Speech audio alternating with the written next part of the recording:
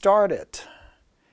Your coach Borino with you. Welcome to another episode of Borino Live. We do this every week where we get on our good old Facebook and do a live stream. We talk about money, we talk about success, we talk about real estate, we talk about strategies. I answer your questions. We have some really good stuff that we're going to go over that you guys are asking.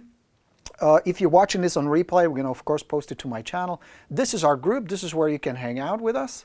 Let me show it to you. If you're not a member, come join us. It's a great group. We're headed for 5,000 members now. We're growing really fast, and it's a terrific place to share ideas and get answers to your questions, talk about gadgets, tools, strategies, scripts, issues, or just have fun, just be inspired. I love that place. And it's good to be back. So, you want to jump right in? Todd, good morning, sir. Tanya, very nice to have you. Good morning. Hello, rock stars. Linda is with us. Everybody here, the good old crowd, the diehards, the fans. I'm really happy to be able to talk to you. Okay, so let's jump right in and let's get going. Melanie posted a really good question. She's asking, just got a Facebook message from a Fsbo asking if I would be willing to take a flat fee commission if I found a buyer for their home. I have an appointment tomorrow to view the property. Good for you, Melanie. Well done. Any tips on the appointment? Sounds to me he's very set on selling on his own and with his flat fee commission. Some good things I want to point out about that and some stuff that we need to address, Melanie. First of all, good for you working Fsbos. Your numbers will be slightly different, but overall, for sale by owners is one of the hottest, most easiest lead groups you can convert. You got to know what to do, of course. You got to have some tools, obviously. You got to use my system, the Borino system. But the purpose of our calls today and the purpose of our sessions today and the purpose of our videos, of course, is not to sell you anything, but to get you better. So the fact that you're already working, you're connecting with people is excellent. Fsbo's by far core lead funnel that everybody should do. If you have Fsbo's in your area, I did that interview, you maybe saw it, doesn't matter, but according to Fsbo, 70%, 7 out of 10, that hit the site. Fsbo is a website where Fsbo is advertised. 7 out of 10 end up listing with an agent in 30 days or less. Think about it. So if you have 10 Fsbos you're working with, 7 of those will sign a contract within a month. So you got to work them. Why wouldn't you? If you know how to approach them, if you know what to say, if you know what to do, somebody's going to list those suckers, might as well be you. Why not? You know what I mean? So good on you, Melanie, working them. Keep working them, and every single one of you guys. And if you're not working them, ask yourself why. What the hell? Why wouldn't you work them? They're not that difficult if you know the right approach. So, first of all, good to make contacts. You need to take active approach. Go reach out. Email them, call them, visit them, connect them with Facebook. Whichever channel you can open to communicate, use it. The more channels, of course, the better. Now, this seller that Melanie has encountered clearly wants to sell. If he's willing to reach out to an agent or continue a communication with an agent, continue a conversation, he wants to sell. You're in good shape. That's a good sign. If they say anything else other than get lost, and even that I would take with a grain of salt, you're in good shape. That's an IOI, indicator of interest. You want those. You want sellers who have a desire to sell, who may be willing to work with a broker, and who are considering Plan B. Because according to Plan A, they should be sold in a month or 2. In most cases, right? But if that doesn't happen, they need to reconsider. So it's all good. These indicators are good. Now, where I would caution Melanie and everybody else is this. Don't go in with preconceived notions. Don't go in thinking, well, flat fee this, motivation, that. Clean slate. Go in with an open mind and an open heart. High status agent. So it's a combination. Understanding their position, everybody wants to save money, that's just a human being, natural behavior, don't judge. On the other hand, they're rational people, logical people who, if approached the right way, will respond. So my suggestion would be go in with an open mind. If you're going to assume that they're nice people, they're motivated, they're easy to work with, and they're going to be pleasant. And whatever happens during the interaction or afterwards, don't get attached. It doesn't matter. Do the best you can with what you have. Do the best you can with what you have. Open mind. Going in. High status agent. So here's what I would do. I would go in, I would smile, I would bring some information with me. One of the best things you can offer is something that would be helpful to the seller. How to stage the property for showing, how to make the great first impression on buyers, a little checklist, websites where they should advertise, template for a flyer, something that's tangible that they can use, that you offer as a token of appreciation. Then second thing I would do is make the conversation pleasant. No selling, no pressure, no bullshit, no aggressive convincing, no one of these, oh, you got to list with an agent, oh, it's a bad idea to sell on your own. That's what most agents do, and that's what ticks people off in the first place. So you go in, you smile, you feel good, high status agent, you walk in, you offer them something of value, and then you ask questions. You have a little chat with them. Now they will bombard you with things like, well, do you have a buyer? Why are you here by yourself? Which address it? There was another question that you guys posted. But going in, understanding that these are just regular people who have a problem and they're trying to solve it their way. That's all they're doing. So you ask some questions. Why are they selling? When are they going to go? How soon they'd like to be there? What happens if the property doesn't sell in the next 3 to 6 months? Important questions, important answers. But what you're looking for is not just the words. What you're looking for is also how they answer. Because your objective is twofold there: to build connection, to build trust, so that you can proceed. They trust you, they feel good about you, but also to feel how motivated are they, how realistic are they, and are they pleasant people to work with. We did an exercise yesterday. Maybe you were on the webinar yesterday on the how to plan and have the best year in real estate. Did you enjoy it? Was it good? So one of the exercises we did there is we did a list of best client. What is your ideal client? Who is your ideal client? What qualities are you looking for? And the reason you do this twofold. One is get clear who you're after, who you want to work with, but also filter out those who don't match your ideal client matrix. So if this and any other for sale by owner turns out to be a difficult person, angry, unpleasant, one of those tough personalities, you don't need to put up with anybody's bullshit. It's one thing to deal with a stressful situation and react to it, which some Fsbos and expireds do, but it's a more of a defensive mechanism. It's like the knee-jerk, the reaction that the knee goes boink. Now I'm like Eklund. Remember that guy Eklund who does the knee kick? Eric is not Eric. What's his name? Frederick Eklund from the TV show in Bravo. So it's a knee-jerk reaction. They react. But you got to distinguish between, is this a reaction to a stressful situation, which it is, it's difficult, or is it a personality? Is it something where they think poorly about you or your colleagues or the industry in general? I would give everybody a chance at first. Let them get over that initial, all agents are assholes and you salespeople and I need to protect myself. Then take that wall down if I can. Now if I can, if they barricade themselves or if it's really their personality, I would move on. Because it has to do with your status and it has to do with your mentality. See, if I have a mentality, there's plenty of good people, plenty of business out there, plenty of nice listings. If one is a jerk, it's not that hard for me to say, good luck, thank you, goodbye. Because I know there are good people out there and I can find them, and I will. That's where having good systems comes in place. So interact with the seller, have a 10-minute conversation, short conversation, take a look at the property, get the feel for who they are as a person, get the feel for what are they trying to do and why, and then you decide. One of three things will happen. Either you proceed to a listing appointment. That happens rarely, occasionally it's possible. Where their desire is high, you'd establish good connection. Sometimes you hit a client and you really hit it off and you just really click with them. Sometimes that happens. Not just in real estate, but in general, right? You meet somebody like at a party or a meeting or something, and it feels like, man, it feels like I've known you for a year. So that can happen. And if it does, fantastic. And if they're motivated, awesome. And if they see the value you provide, you can proceed. Set up a listing appointment. Prepare and deliver a good presentation. The second option is you're going to put them on a follow-up. That's what happens most of the time. And the reason for the follow-up is so that they're comfortable with you, so they can trust you, get to know you, get comfortable with the idea that there will be an agent helping them rather than doing it on their own. And somebody they can trust, somebody who is different. And the follow-up can take a couple of days, a couple of weeks, a couple of months, it just depends.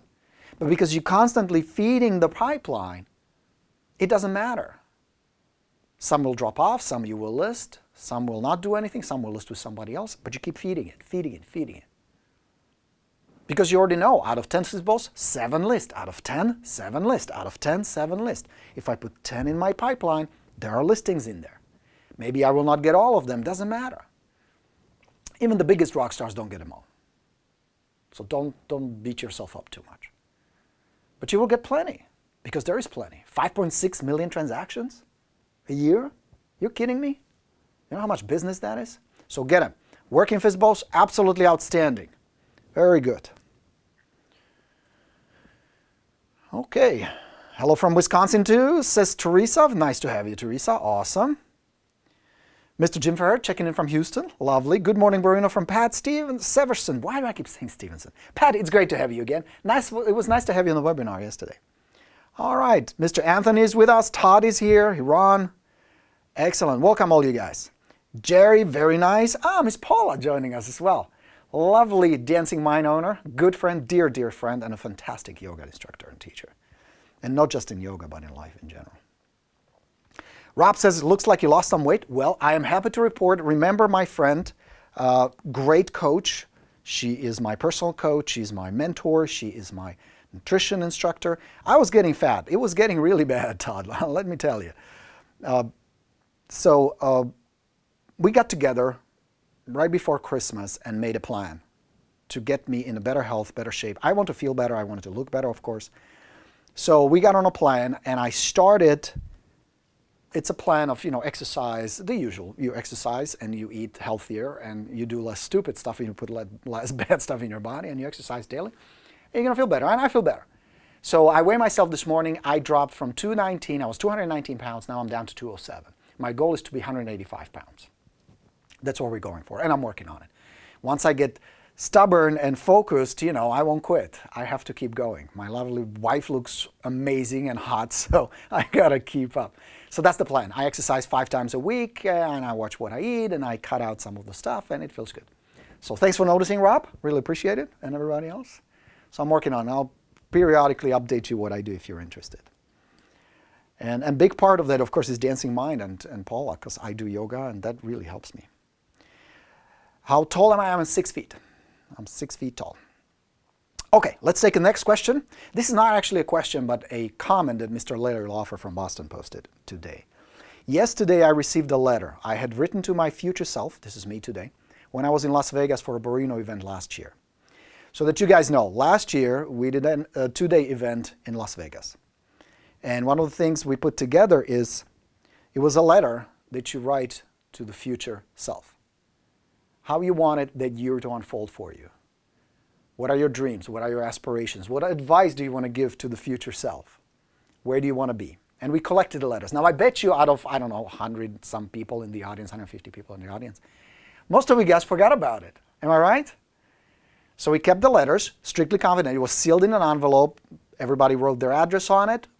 We put it in an envelope, and it was locked up in our offices here in Borino Productions until yesterday, or a couple of days ago, where we said, 1 year from now, 12 months from now, we're going to mail this to you.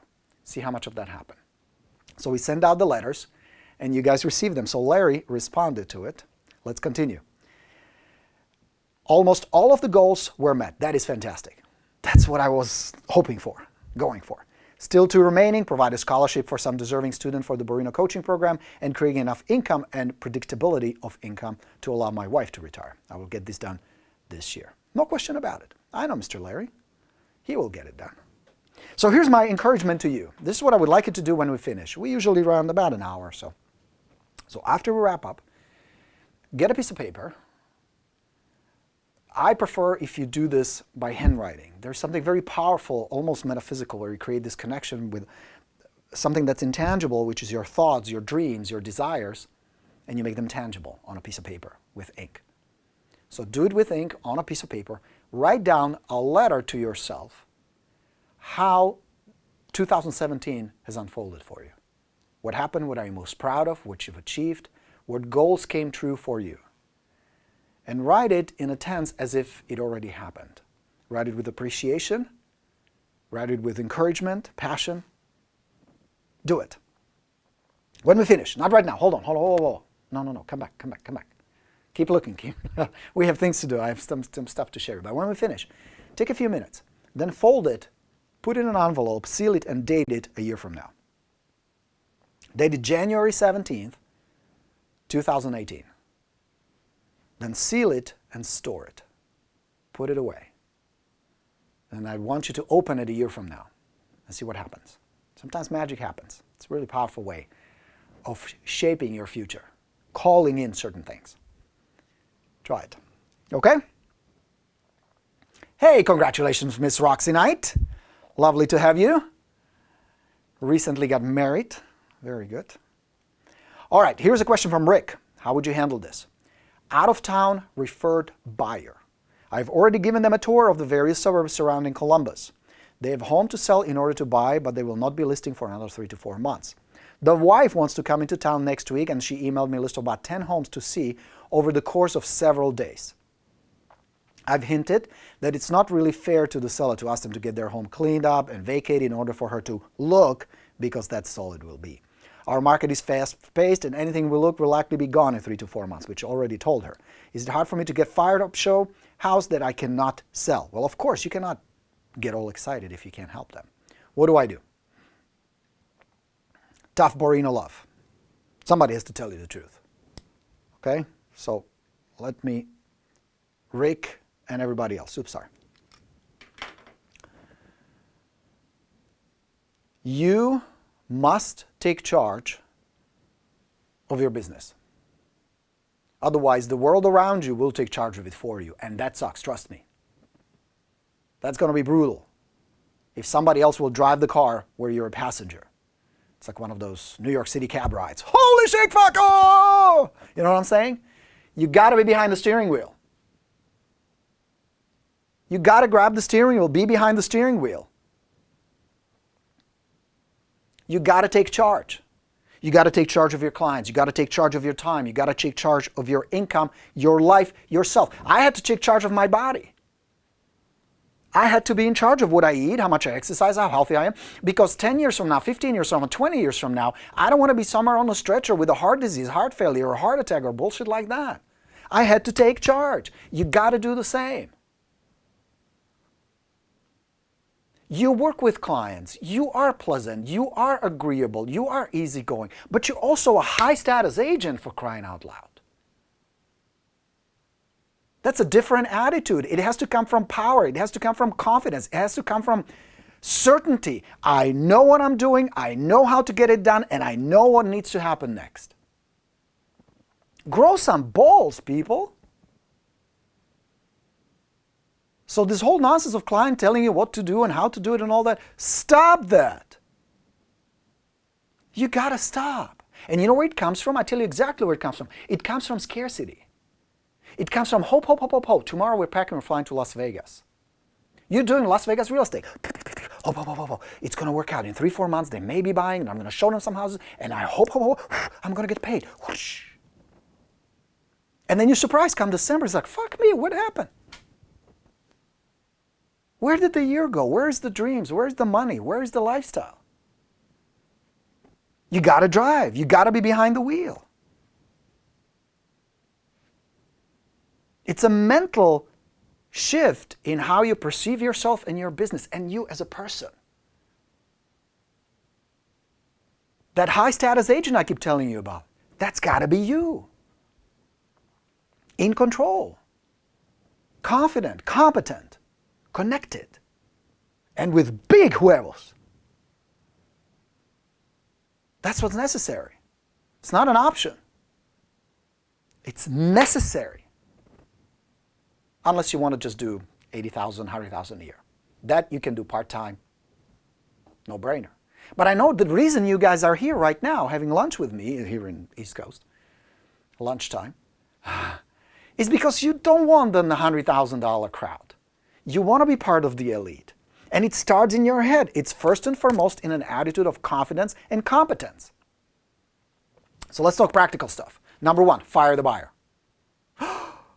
Rick is now probably on the floor. You know what I mean? Fire the buyer. You cannot have a profitable, good, solid, predictable, well-oiled business working with buyers. It's impossible. It's impossible. You can make a living, you can get by, you can scrape, and you can stress, and you can work your ass off, driving people around on the weekends. Hope, hope, hope, hope, hope. Hope, hope, hope, hope, hope. Or you can have a predictable, comfortable business where you're in control. You can predict, you can plan, you can execute, and enjoy the life. You can be the schmuck working for the smart agents who are enjoying their weekends, playing golf, hanging out on the boat, hanging out with the family, doing fun stuff, while you're out there hustling for 8 hours. Trying to get the offer written, trying to convince the fucking buyer, trying to write it up, trying to get it accepted, where they stroll in on Monday and go, no, no, no, that one. Can't do that. And don't give me no bullshit excuses. Every single one of them is just an excuse. Why you cannot be a high-status, well-trained, well-executed listing agent. Every single one of you. Listing agent. Listing, listing, listing. You cannot work with buyers and be a high-status, profitable agent with sanity, whatever is left. You can't do that because you don't control the time. You don't control the outcome. You cannot plan that. You cannot do anything about it. It's all based on hope. These people can look for another 6 months, add up the time you already invested, add up the time you still need to invest, with no guarantee there's a paycheck at the end. Why in the world would you do that? Rule number 1, don't work with buyers. Don't work with buyers. Every buyer you get, read my lips, every buyer you get, hold on, let me get closer. Every buyer you have, you refer out. Every buyer you have, you refer out. You focus strictly on listing. Now, if your seller becomes a buyer, cool. If you have a buyer who wants to buy your listing, cool. Those are exceptions. But working with buyers, showing them properties on the weekend, trying to get offers accepted and running around is insane. There is never a way, that's not a path to $300, $400, $500 and up, $1,000 a year. It's impossible. You cannot work with buyers. So don't slip on me, please. Don't tell yourself this one is different. They're not different. They're good people, but they're in a transactional mode. We've talked about this before. So you cannot work buyers and be a wealthy, high-status agent with free time, with life, with family. Now, if you want to give up all that, and you want to give up the predictability, that's cool, but do it deliberately. Do it by choice. It's a dumb choice, but you must have a reason to like to abuse yourself. I don't know. It doesn't make sense. Because if you add up the time, if you can take that time and invest it in marketing, prospecting, following up, and working with leads who are sellers or seller-buyer, you're going to have a much easier time because you can now plan. I know that I can plan. If I contact 10 high-probability leads, good Fsbos, good expireds, new, good expireds, old, canceled listings. If I touch base, if I connect with my sphere of influence, if I do a good open house where I market it through the neighborhood, if I run some good ads on Facebook, targeted for motivated sellers, if I start getting these leads through some nurturing, through some follow-up, I know that I can predictably convert a percentage of them into listings. And I already know if I take a listing, I'm going to price it right. That's one of the conditions because I work with motivated sellers. That's money in the bank. That's it. Now, it is your mind that tends to make this more complicated than it is. It's really not that complicated. So don't make it any more complicated than it is. Focus on sellers. Your efforts, your focus, your prospecting, your money, your time, your energy, all spend on sellers. You cannot have a good business, predictable business, that brings you money on a very predictable, repeatable basis while working with buyers. It's impossible. Not to mention it's not fun. I mean, if you enjoy it, awesome, but again, make it by choice. All right? So, lots of thumbs up. Thanks for that. I mean, it makes sense, doesn't it? So what you have to do is develop, where do I find these leads? You have systems for that. Work expireds, work Fsbos, high probability leads, good leads. You need 3 or 4 of these funnels. That's what the bootcamp is about. We build these funnels for you. Then you follow up with them. You have a system like LionDesk or Realty Juggler or 20 others. Follow up, follow up, follow up. Talk to them once in a while. Send them something. Email them something. Text them something. Send them a video. Keep in touch, keep in touch, keep in touch. And then either they will call you, or when you do call, you have a conversation and you say, well, why don't we get together? And they say yes. Some agents fall off the chair. You stay seated, smiling, because that's what you expect. High status, confident agent. It's just the percentages. If I put 10 leads in a pipeline, out of those, 2 appointments, possible. Right? Now, your numbers will be very different. I'm not making any false promises, but you understand what I'm saying. So if I put 100 leads in a pipeline throughout the year, and if I convert 1 out of 5, that's used to be my number, that's 20 appointments. And with a good listing presentation, that's about 18 listings. Not that bad. Yeah? Yeah, Todd, really good point. I see it. Todd says, not to mention the buyers that you show homes for 6 weeks only to have them buy for sale by owner or from somebody else, from an open house. Exactly. There's no loyalty. And it's not that they're assholes. Now, some are, but it's not that. It's not the personality, Todd. The real reason is because they're in transactional mode. They want an object. It's just like you go on eBay. You want to buy something, or you go on Amazon. I love Amazon. I buy a lot of shit from Amazon. Half of my gear is from Amazon. So I love getting these boxes. But I don't give a shit who sells it. Amazon delivers it. But a lot of times it's different sellers. There's no loyalty. I don't care. I want my object that I want, my gadget, and I want it for a certain price. That's it. So they're in a transactional mode. Now, they may say, we'll like you. They may say all kinds of things. But at the end, it's about the house. It's not about you. The seller is in a very different mode. They're in a service mode. They need somebody who can help them. They need help. Because their first step in order for them to move is get the property sold. So you represent a solution. They have a problem. They need to solve that problem. And yes, then they become a transactional mode once they buy the house, but that's step 2. That's why the connection and loyalty and trust is so important with the sellers. Does that make sense? It's a very different mindset. It's a psychological reason why buyers are so difficult to work with, why they're not loyal. And you can have 20 contracts signed with them. It's not worth shit. So don't fall back on that. Work sellers, focus on sellers, your efforts, your skill, the role plays, the marketing, the prospecting, all sellers all the time. All sellers all the time. New jingle. Miss Jessica Stone, lovely to have you, girlfriend. You're crushing it again, as always. I expect awesome things this year. Wonderful. So happy to be back. Yes, it's good to have you. Absolutely awesome. All right. Tons of people joined. Hello, hello, hello. Good to have you guys. Okay, so we answered those questions. There was one more comment there that I wanted to address. Let me pull it up real quick. On our good Rockstars. If you're not on Rockstars, you should be. And if you're not doing the bootcamp, we have a few spots left. Might as well tell you real quick. I signed up 2 people this morning. We have these calls. You can't buy it. All you're going to get is a phone call with me. Personal call where you and I get on the phone and we'll chat for about 15, 20 minutes about the bootcamp. The bootcamp is a 7-week program. We build your lead generation funnels together. We build your follow-up together. We build your listing presentation, and you're working your ass off as you go through the program. It's all online. It's a live coaching with me where you get all the materials and I'll help you implement all of that. So by the time we're done, you have the systems up and running. You're fully operational. We have about 5 spots left. We're starting February 1st. Go to goborino.com. Check it out while I'm pulling up this website. Here we go. Whoops. Almost knocked my water down. That'd be funny. All right. So there was one more comment that I wanted to address in the Rockstars.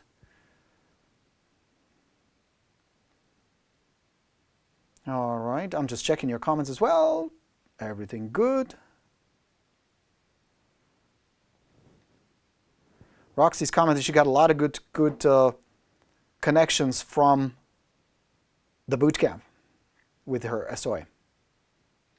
Quick update on Lion Desk. I know some of you were asking about Lion Desk. We are still working on it. Yes, it's coming. And yes, you will be able to get the campaigns loaded in Lion Desk and operational. I am flying to San Diego and I'm meeting with David and the team. So it's coming. Stand by. All right. Oh, this is the one I wanted to address. Jared writes, this one might have been discussed before. Work in Fsbo, and I say, obviously, I need to take a quick look first. Do you have 10 minutes this afternoon to allow me to preview? And Fsbo said, why would you need a preview? We have great pictures on Zillow. Do you personally preview all the houses for your buyers? If you have a buyer, feel free to bring them by for showing. Ideas on best way to handle it. Well, Jared, again, kudos on working with Fsbos. This is a common one. Do you have a buyer? We only work with you if you bring us a buyer. So So there are a couple of things I'm going to give you. One, you stick to the plan. And the plan is you contact them, you go preview, you have a little chat with them. You don't deviate from that, even if you had a buyer. Which you shouldn't be working buyers. You already know that. We covered that. Don't need to go back to that. So you tell them, yes, I have buyers, but I don't know if I have a seller, and I don't know if I have the property. So let me stop by for about 10 minutes tomorrow at 4:45. I'll take a quick look. You're going to give me a 10-minute tour. We'll shake hands. I need to meet with you, chat with you, and we'll take it from there. Notice no ambiguity. This is not really a question. It's more of a statement. It's a very high status, very confident statement how things are going to be. Which brings us back to the conversation we had earlier. Who is in charge? Who is in control? Whose job is it to tell the seller, here's how things work, at least in my business? Now, if the seller absolutely stonewalls you and says, no, you can't come over unless you bring a buyer, we will not show you the property. You tell them, thank you very much, pleasure chatting with you, I'll follow up with you in 2 weeks. If the property is still available, we'll take it from there. Again, I'm in control. But I don't apologize, I don't explain. Now you can soften it up by saying, look, I know you're bothered by billions of agents and they're all trying to do just one thing and convince you to list with them. I get that. I'm not there to list your house. If anything, I can bring you something that I think you will find interesting and helpful. It's a list of websites where your property should be advertised. Would that be helpful to have? Why would they say no to that? What's the worst that can happen? They're going to waste 10 minutes of their life. They wasted hours. They're watching America's Got Talent. They're watching daily soap operas and bullshit like that. They're wasting plenty of time already. You know what I mean? So be in control. Explain to them, this is how I work. I have buyers, but I don't know if I have a seller. I don't know if I have a property. Let's meet. Let me take a quick look. You can give me a tour tomorrow. And don't be attached. You try 2 or 3 times. If they keep saying, no, it's all good. Next. Next. Easy breezy. But this has more to do with your attitude, your level of confidence in your communication than anything else. Now, how do you get there? Practice. Practice. Say it with me. Practice. Yes. That's what it is. You practice. You practice this. I'm no genius, guys. I am no genius. Let me tell you the truth. Truth about Borino. Came to this country 24 years old. Spoke English about as good as Borat. Horrible, horrible. You guys remember Perfect Strangers? There was a television show, late 80s, early 90s, Perfect Strangers. Belky, that was me. Horrible. My background was in acting. You know, I did some movies and television back in Europe. So I didn't know anything about business. I didn't know anything about prospecting. I didn't know about communication, none of that stuff. And that's why I failed first. Miserable failure. I had 3 sales jobs. I got fired from every single one of them. I had odd jobs. You know, I worked for a moving company, almost broke my back, so I stopped doing that. I was a gardener. I was cleaning backyards for people. And then I stumbled into real estate. And 2 years into real estate, I had these grandiose dreams, just like many of you, cars and homes and money. And it turned out to be a disaster. As you know the story, I ended up being homeless. And then when Teachers Ready, the student appeared, we talked about it on the webinar. Mike Ferry showed up, who taught me you got to practice, you got to get down certain qualities and certain attributes. Tony Robbins showed up, fixed my head. And then I met Frank Kern, who fixed my marketing. And that was the answer. So practice. Get these things, get these dialogues. If you don't have core influence, you're going to get these cards. Just practice them, get a partner. It took me about 30 days to really kind of get to the point where it sounded different, it sounded confident. Now, we're not talking about reciting scripts. You know I oppose that. Vigorous. I'm passionate about not sounding like a salesman or a telemarketer. That's not the idea of the practice. But the idea is to master the dialogues, master the ability to listen and to respond and to lead the conversation, to be in control 100% of the time, because the person controlling the conversation controls the outcome. Make sense? So get in a habit of practicing daily, 30 minutes a day, over and over and over and over and over, until it's no big deal. Until you don't have to go into a reaction mode, you're in control. You're in a leading mode. They follow you. And if they refuse, if they absolutely dig their heels and refuse, you smile, you shake their hand, you say thank you. Why? Because they don't fit the profile of your ideal seller. On my profile, one of the things, people are nice. They appreciate my work. They appreciate my effort. Now here's the thing. If you set this up right, and if you deliver the conversation in a pleasant, connected, high-status way where you're in control, Most people will have no problem with it.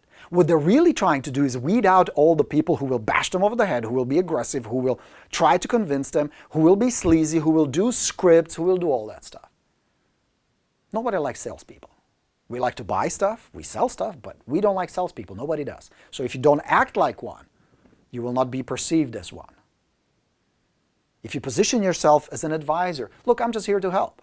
I'm not here to list the property. I don't know you. I don't even have a reason to trust you. You have no reason to trust me. It doesn't work that way. We get to know each other a little bit first. I need to understand your situation. I need to understand what kind of property you have. Maybe it's a POS, piece of shit. You know what I mean? You don't need to tell them that, but that's the attitude.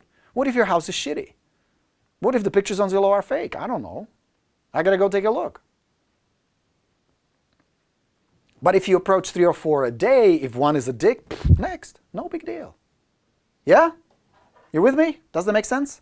So that's how I would approach it. You're not attached to the outcome, but you're well prepared for these conversations. Because expect some pushback. That's normal. That's just a knee-jerk reaction we talk about. You do the same thing. I do the same thing. We all do it. Yeah? So don't sweat it. No big deal. You got this, guys. You got this. The level of competence in this group is amazing. I'm really impressed. Yeah? All right. So let's take some questions. Let's see what we got, my good people here. I am opening the comments. Here we go. Mr. Riza, hello from Wisconsin. Hello to you back to a lovely Wisconsin. Hope the weather is decent. Jim checking in from Houston. Awesome. We said hello to Pat Severson. Gerard. All right. All right, let's see if we have any good questions. Andrea has a question. Hey, Borino, I saw your comment that you recommend LionDesk for the bootcamp. What makes that different from Realty Juggler, which I'm currently using? Great question, Andrea. I don't think there is a huge difference, but there are a couple of things that I like about LionDesk. You know, up till recently, until I met the guys from LionDesk and they showed me the program, I was a big fan of Realty Juggler. It's still a good program. If you're using it, if it works for you, if you like it, stay with it. But there are certain things you can do in LionDesk that Realty Juggler cannot do. It's simply a more advanced program where they do video emails, where they do texting, where they do dialers. There's all kinds of features that they have that Realty Juggler does not have. Now, if budget is a big deal, if money is an issue, stay with Realty Juggler. For $99 a year, it's absolutely fine. It's a good program. But if you have a few extra dollars, I would definitely switch to LionDesk. Especially now when we're working there, all the libraries will be there. Some advanced features will be available. Like one of the things we're working on is, as you're doing your prospecting, the appropriate script outline will pop on your screen. So you always can fall back on your notes as to what to say. Same with follow-up. Those are some of the things we want to implement. There'll be some video available to you, some video guidelines, how to use one-on-one video. There'll be some texting. So you can select some pre-selected or preset, pre-programmed messages you can send to your prospects. We can't do that with Realty Juggler. So that's why I like LionDesk better. So if you do have the money for it, absolutely you should switch. We have a deal worked out with them. There's a URL somewhere, or I can just post it, where you can sign up, try it for 30 days, see how much you like it. I think you will like it. I think it's a good program. Okay? All right, Sharon says, I've been following up consistently with my leads. However, I have not made any appointments. Follow-up is calls, texts, and emails. So what's going on? How can we help Sharon? I'll give you a few points why your follow-up is not working. What you need to figure out is the issue that the sellers you're talking to don't want to sell? So the issue is motivation, their core driving emotion, the emotion that drives them to go and live somewhere else. Or is the issue they want to sell, they have a strong core driving emotion, but they just don't want to sell with you? What is the problem? Or is it some this, some that? So how do you figure it out? Well, of course, through conversations. That's the only way, where you engage them in a conversation. One of the best questions, Sharon, you can ask is, you have a conversation with the seller and you say, well, Susan, let me ask you, what if the house doesn't sell? What if you're still here 6 months from now, 8 months from now? Would that create a problem for you guys? And then you let them answer. You let them tell you the truth. And you pay attention to the words, but also the emotions behind it. And that will tell you, because if they say, no big deal, we can be here for another year. You don't have a motivated seller. You have somebody who maybe down the road, hopefully, will do something sometime. That's not a good prospect.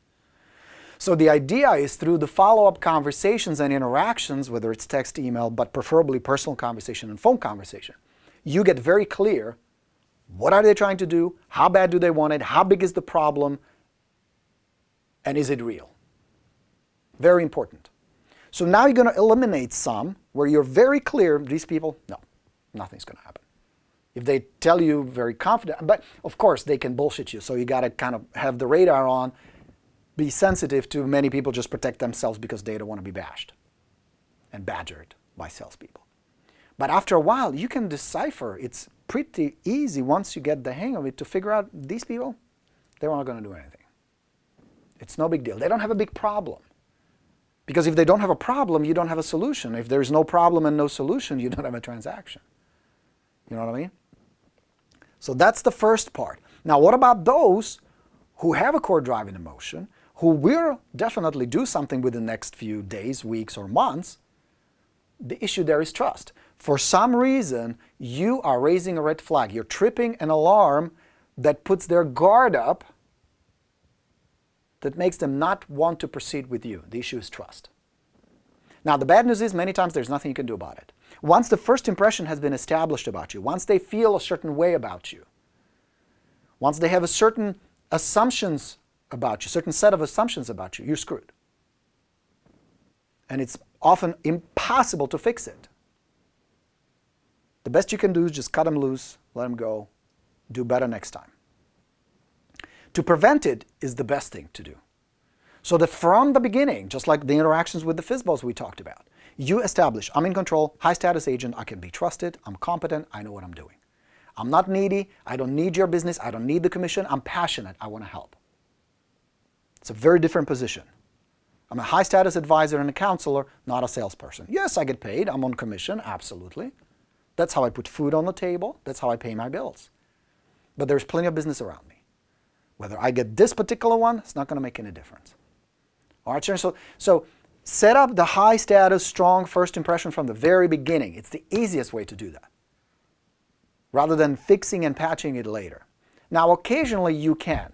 You have a lead. From the beginning, you're clear they want to sell. They just don't trust you enough. Focus on trust. Focus on them. Make it about them. Being bummed out that they don't want to do an appointment with you has a reason. You need to find out what it is. If they don't trust you, work on that. Connect. Communicate. And then, as I always tell you, do the best you can with what you have. Does that make sense? So increase your follow-up if that's necessary. Maybe the frequency is not in place. Maybe what you communicate is, without me actually sitting there with you and analyzing the marketing you've sent, the text you send, the emails and the conversation, it would be impossible. But it would be fairly easy for you to kind of troubleshoot. What am I communicating here and why are they not responding? So it could be trust. That's usually the culprit. People just don't trust you very much.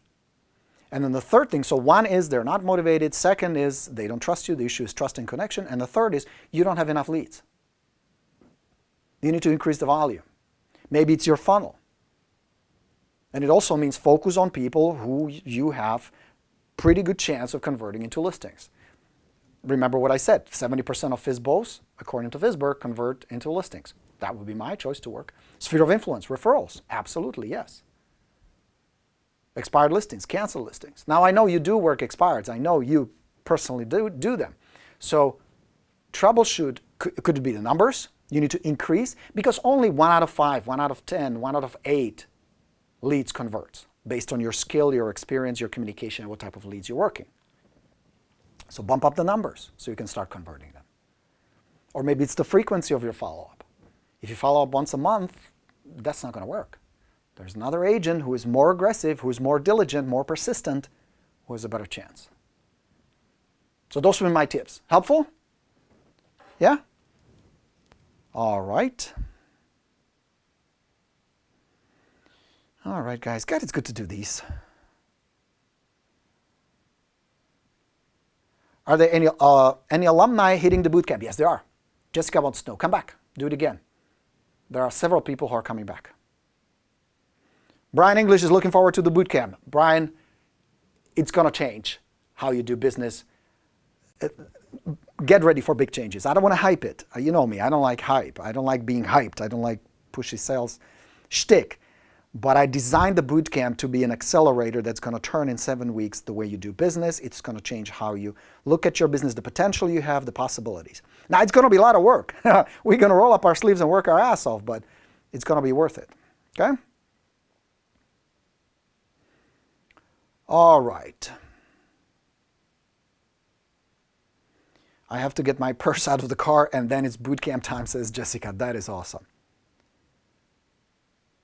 John has a very good question. Do you have any programs to cover the CMA process on establishing value? Yes, there are a couple of things I'm going to give you, John.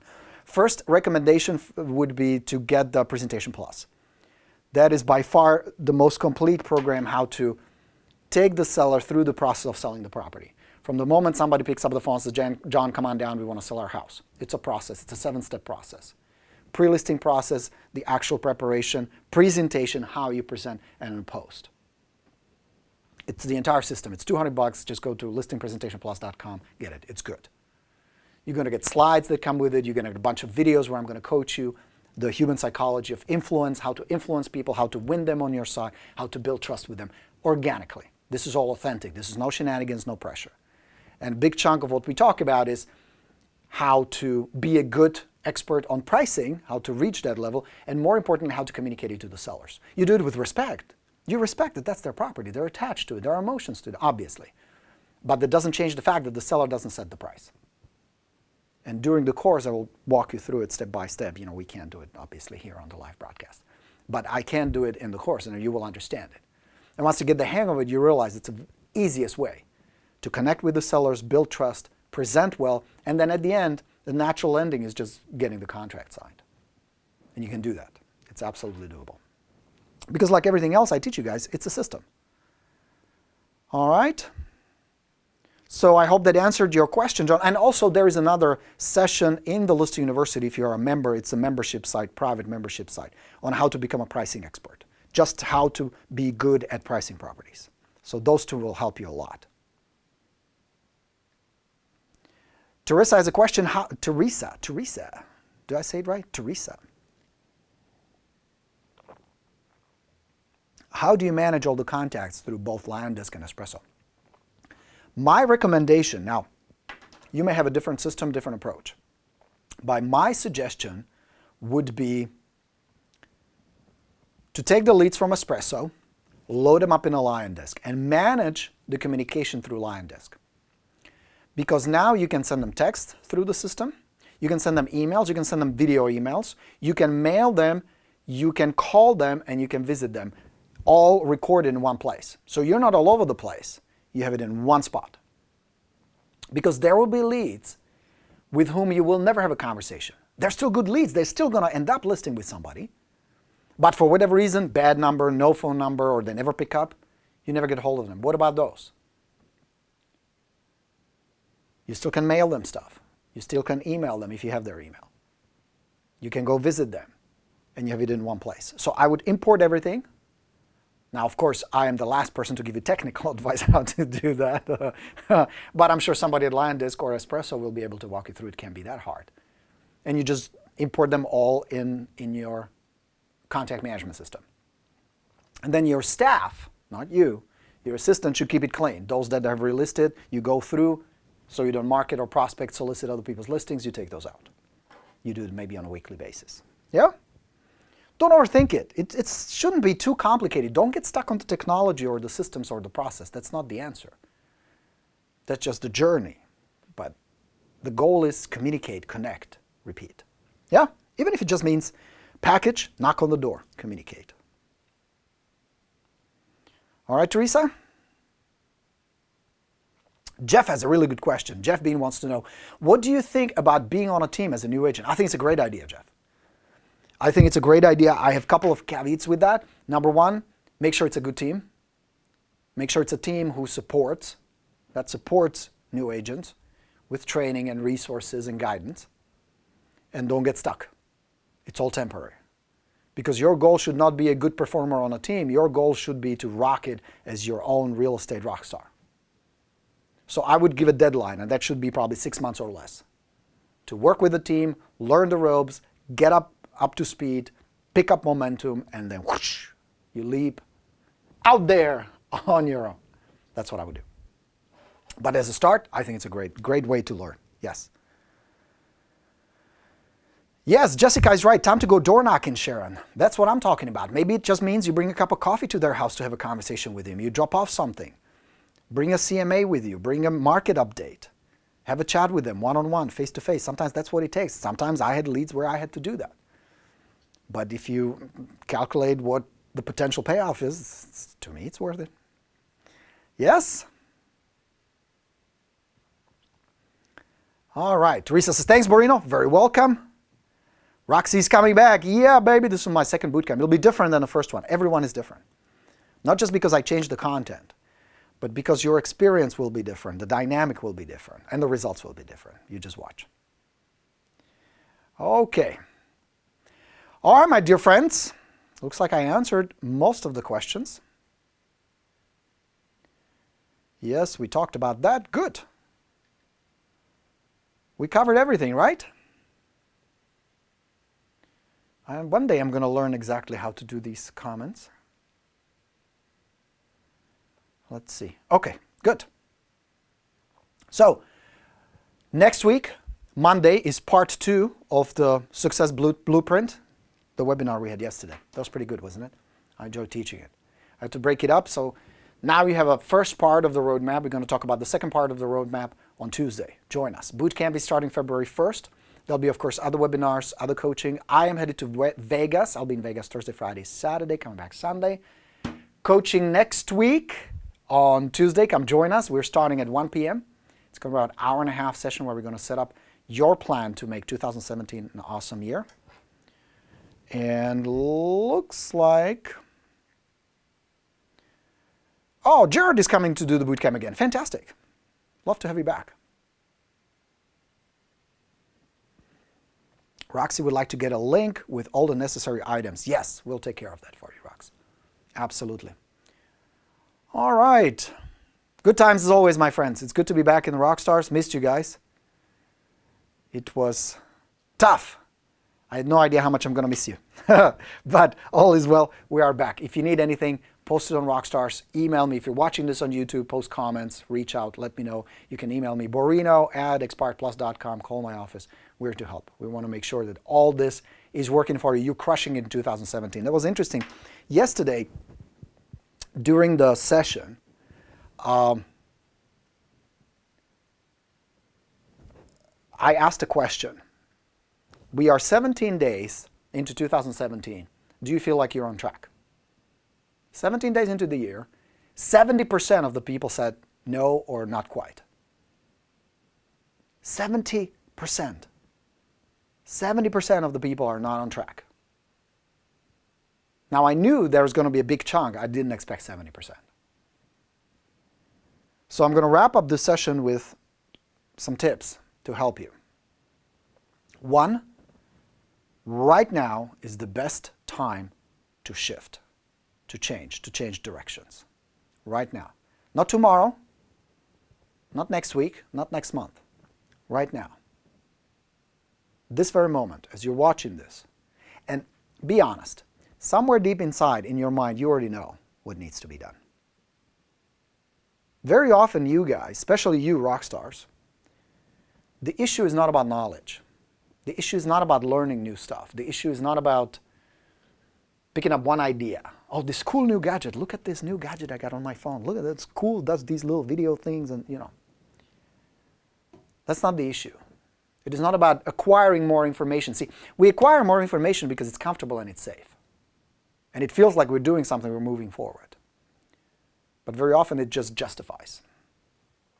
Make a decision that right now, whatever happened the last 17 days, whatever happened last year, is not an indicator where you can be a year from now. Shit, week from now. But it has to happen right now. Because if you place it somewhere in the future, it's going to stay somewhere in the future, intangible somewhere out there. As opposed to saying, fuck it, I'm doing it now. 2, ask yourself the question that is probably one of the most pertinent questions to ask. What is the most productive, most profitable thing I must get done in order for me to get closer to my goals right now? And the problem we're going to run into is, oh, that doesn't feel comfortable. It's the emotions. It's the emotions that will control your actions. So you got to get those out of the equations. Change how you feel. Do it in spite of how you feel. Nobody gives a shit. Make a decision. Ask yourself, what is the most profitable, productive thing I need to get done? And you don't give up until it's done. When I do my workouts, I have a heart rate monitor that measures my progress, that measures how much work and exercise I got to get done. And sometimes it's painful. It is hard sometimes. Coach Nancy is tough. But I can't give up until it's done. What would it take in order for you to have the same mentality? I will not stop until the prospecting is done, until contacting expires is done, until the follow-up is done, until the visits are done, or whatever is on your list of the most productive, most profitable things. And then you become diligent. I have become diligent. My kids, we have 2 kids, 10 and 12-year-old, who love, like most kids of course, ice cream, and they love baking. They bake all kinds of good stuff. Are really good too. For 10 and 12-year-old, really good shit. And I could binge on that shit, you know, with coffee or just...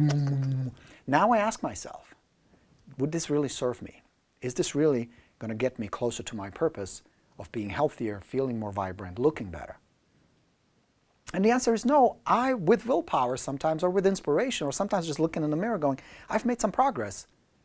Make a better choice. You need to do the same thing. Every time you embark on something, whether it's on your computer or out there, on the phone, whatever, in your office, you simply ask yourself, is this getting me closer to my goals? Will this really turn 2017 into an amazing year? And then be honest with yourself. And if the answer is no, stop. Don't do it. And here's all it's got to do. You got to do things that get you leads. You got to do things that turn those leads into appointments. And you got to do things that turn appointments into listings. That's it. That's it. Everything else is noise and distraction. That can be either delegated, that can be delayed, modified. There are other ways. But bulk of your day is all about leads, appointments, listings. Leads, appointments, listings. Leads, appointments, listings. That's it. That's what it's going to take. And you can turn it around quickly. I've heard stories, you heard stories, maybe you're one of them who turn around quickly. Regardless of what happened last week, last month, last year, right now you make a decision. And you go for it. Yeah? Helpful? Was that good? All right. Thanks for all the likes, guys. Thank you, thank you, thank you. This was a good session. Enjoyed chatting with you. We're going to do another one we do it every week. I had to bump it because we had the webinar on Tuesday, and part 2 is on Tuesday. So I'm going to talk to you next Wednesday. Maybe I'll do a little impromptu from Las Vegas. Viva Las Vegas. So that should be fun. Anyway, I'll be back on Rockstars, of course. Post questions, post comments. Love to see them. If you're watching it on YouTube, thanks for being a subscriber. If you're not a subscriber, you should become one. Because on this channel, you get lots of cool videos and lots of help to turn you into a real estate rock star. Coach Borino signing off. As always, very much appreciate your efforts, your questions, your comments, being here, spending time with me, and turning 2017 in an amazing year. Make me proud. All right, guys? Thanks for being here today. I'll talk to you all next week. Let's go get 'em. Bye, everybody.